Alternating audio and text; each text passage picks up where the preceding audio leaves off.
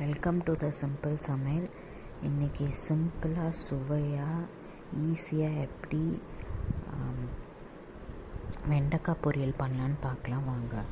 ஒரு ஃப்ளாட்டான பேன் எடுத்துக்கோங்க. அதில் 3 டேபிள் ஸ்பூன் எண்ணெய் ஊற்றிக்கோங்க.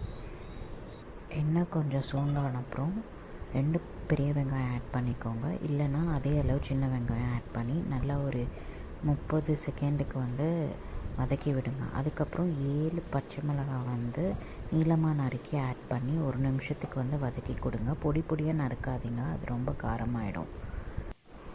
1/2 கிலோ வெண்டைக்காய் ஆட் பண்ணிக்கோங்க, இந்த மாதிரி கட் பண்ணி இருக்கிறது. அதுக்கப்புறம் ஒரு நிமிஷத்துக்கு நல்லா வதக்கி விடுங்க.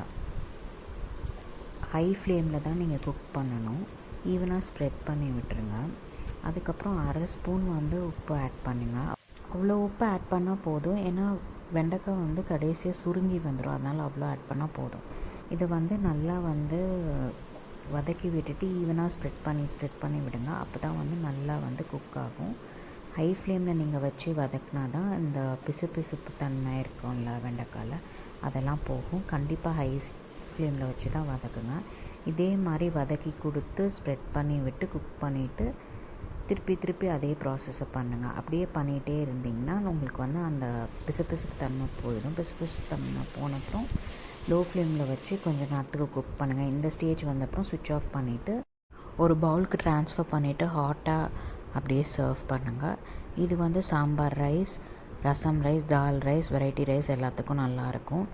இந்த மாதிரி ஒரு தடவை ட்ரை பண்ணி பார்த்துட்டு எப்படி இருக்குன்னு எனக்கு சொல்லுங்கள். தேங்க்ஸ் ஃபார் வாட்சிங். இன்னொரு சிம்பிள் சமையலோடு உங்களை மீட் பண்ணுறேன்.